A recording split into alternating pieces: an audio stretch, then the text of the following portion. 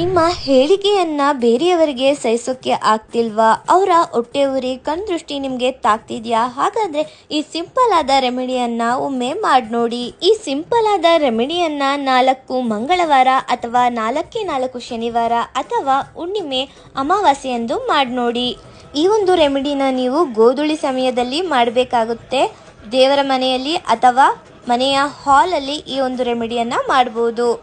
ಒಂದು ಮಣ್ಣಿನ ದೀಪವನ್ನು ತಗೊಂಡು ಅರ್ಧ ಸ್ಪೂನ್ ಲವಂಗವನ್ನು ಅದಕ್ಕೆ ಹಾಕಿ 2 ಕರ್ಪೂರವನ್ನು ಪುಡಿ ಮಾಡಿ ಹಾಕಿ ಬೆಂಕಿಯನ್ನು ತೋರಿಸಿ ಈ ರೀತಿಯಾಗಿ ಸುಡುವಾಗ ನಮ್ಮ ಶತ್ರುವಿನ ಹೆಸರು, ಅವರಿಂದ ಆಗುತ್ತಿರುವ ತೊಂದರೆಗಳನ್ನು ಹೇಳ್ಕೊತ ಆ ತೊಂದರೆಗಳು ನಮಗೆ ಆಗದೇ ಇರಲಿ, ಅವ್ರ ಪಾಡಿಗೆ ಅವರಿರಲಿ, ನಮ್ಮ ಪಾಡಿಗೆ ನಾವಿರ್ತೀವಿ, ನನ್ನಿಂದ ಅವ್ರಿಗೆ ಏನೂ ತೊಂದರೆ ಆಗಲ್ಲ, ಅವರಿಂದ ನನಗೂ ಏನೂ ತೊಂದರೆ ಆಗಬಾರ್ದು ಅಂತ ಬೇಡ್ಕೊತ ಈ ಒಂದು ಲವಂಗ ಸುಟ್ಟು ತಣ್ಣಗಾದ್ಮೇಲೆ ಈ ಒಂದು ಲವಂಗದ ಪುಡಿಯನ್ನು ಒಂದು ಪೇಪರಲ್ಲಿ ಎತ್ತಿಟ್ಕೊಂಡು ದಿನನಿತ್ಯವೂ ನೆಕ್ಸ್ಟ್ ಡೇಯಿಂದ ಹಣೆಗೆ ಇಡ್ತಾ ಬರಬೇಕು. ಈ ರೀತಿಯಾಗಿ ಹಣೆಗೆ ಇಡೋದ್ರಿಂದ ನಮ್ಮ ಆರಾ ಕ್ಲೀನ್ ಆಗುತ್ತೆ ಮತ್ತು ನೆಗೆಟಿವ್ ಎನರ್ಜಿನ ನಾವು ತಡೆಗಟ್ಟಬಹುದಾಗುತ್ತೆ. ಈ ವಿಡಿಯೋ ನಿಮಗೆ ಇನ್ಫಾರ್ಮೇಟಿವ್ ಅನಿಸಿದ್ರೆ ನಿಮ್ಮ ಫ್ರೆಂಡ್ಸ್ ಫ್ಯಾಮಿಲಿ ಜೊತೆ ಶೇರ್ ಮಾಡೋದನ್ನ ಮರಿಬೇಡಿ. ಇದೇ ಥರದ ಸಿಂಪಲ್ ಸಾತ್ವಿಕವಾದ ರೆಮಿಡಿಗಾಗಿ ನನ್ನ ಅಕೌಂಟ್ನ ಫಾಲೋ ಮಾಡ್ಕೊಳ್ಳಿ.